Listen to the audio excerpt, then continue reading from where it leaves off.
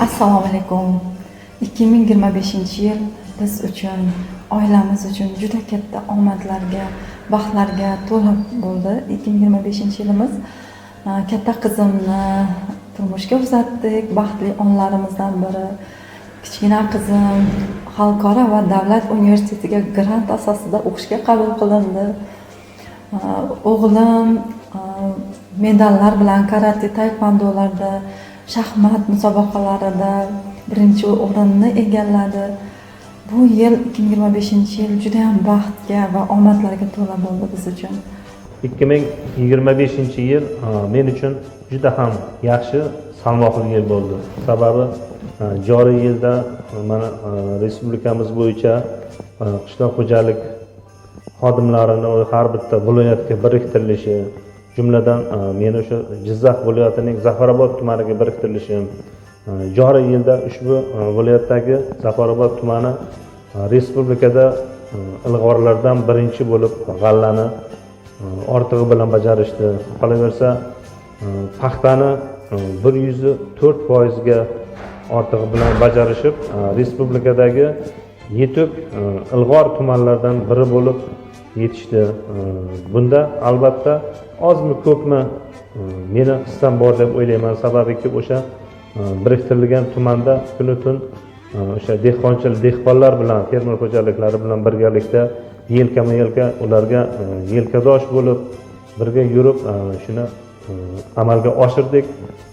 Qolaversa 2025-yilda o'zimda ham oilamizda juda ko'p yaxshi yangiliklar bo'ldi. Farzandlarimni olingi dargohlarga o'qishga kirishi, qolaversa ularni ertaga shu kamolini ko'rish. Demoqchi bo'lganim, 2025-yilda men uchun kutilgandanda ko'ra ko'proq yaxshi yangiliklar bo'ldi. Joriy yil bizni qishloq xo'jaligi juda omadli keldi. Bu hammamiz uchun ham juda chiroyli qishloq xo'jaligi yili yakunlandi. Ayniqsa o'sha eng dolzarb sohalar, paxtachilik, g'allachilik sohalarida, qolgan sabzavotchilik sohalarida ham juda yuqori natijalarga erishildi. Ayniqsa bizning boshqarmamiz mana urug'chilik sohasida juda pastdagi tizimimiz yigitlari ham, vertikal tizim hammasi juda qattiq ishladi. Ulardan minnatdormiz. Keladigan yilimiz ham hammamiz uchun omadli kelsin. 2025-yilda soha yo'nalishi bo'yicha amalga oshirilgan nazorat tadbirlari natijasida birgina paxtachilikda 4 million tonnaga yaqin hosil olinishiga erishildi. G'allachilikda 8 million tonnadan ziyod hosil olinishiga erishildi. Albatta bu hududlarda soha mutaxassislarining tizimli olib borgan nazorat tadbirlari natijasida amalga oshirildi. Bu yo'nalishda men o'zim haqimda gapiradigan bo'lsam, birgina mana shu qishloq xo'jaligi xodimlari kuni munosabati bilan qishloq xo'jaligi fidoyisi ko'krak nishoni bilan taqdirlanishim, bu albatta men orqali mana shu hududlarda, tumanlarda faoliyat yuritayotgan barcha soha mutaxassislarini berilgan e'tirof deb bilaman. Albatta kelgusi yilda yo'nalishda amalga oshiriladigan barcha nazorat tadbirlarini belgilab oldik va tizimli nazorat tadbirlarini amalga oshiramiz.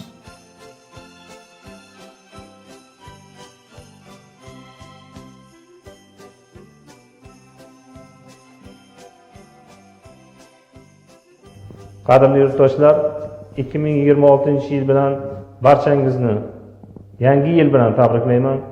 Yangi yilda baxt, saodat, sihat, salomatlik, oilaviy baxt tilayman. Barchangizga kirib kelayotgan yangi yil muborak bo'lsin. Kirib kelayotgan yangi 2026-yilimiz bilan barchangizni muborakbod etaman. 2025-yilda ushalmay qolgan, amalga oshmay qolgan orzularimiz, niyatlarimiz 2026-yilda ijobat bo'lib amalga oshsin. Xonadonlarimizga tinchlik, xotirjamlik, fayz, baraka tilayman. Har doim yurtimiz tinch, osmonimiz musaffo bo'lsin. Tabriklayman. Kirib kelayotgan 2026-yil muborak bo'lsin. 2026-yil qishloq xo'jaligida ham yana o'zi urug'chilik sohasida tayyorgarlik ishlari boshlandi. Joriy yilda mana urug'likchiga tayyorlash ishlarida joylarda qizg'in ketyapti. Pastdagi tizimimiz yaxshi ishlayapti. Yigitlarni hammasiga keladigan 2026-yilda omad tilaymiz. Hammasiga Alloh omadini bersin, baxtli bo'lsin. Keladigan yil, yangi yil hammamizga muborak bo'lsin. Kirib kelayotgan yangi yil hayotingizga tinchlik, salomatlik, baraka va omad olib kelsin. Barcha rejalaringiz amalga oshsin, ishlaringiz rivoj topsin, oilangizga baxt, saodat yor bo'lsin. Yangi yilda yangi yutuqlar va quvonchli kunlar tilayman. Yangi yil bayrami barchangizga muborak bo'lsin. 2026-yil kirib kelayotgan yangi yil bilan sohada faoliyat yuritayotgan barcha mirishkor dehqonlarimiz, fermer xo'jaliklari, mehnat faxriylari va ustozlarimizni chin qalbdan samimiy muborakbod etaman. Kelayotgan yilimiz barakatli, hosillarga mo'l yil bo'lsin.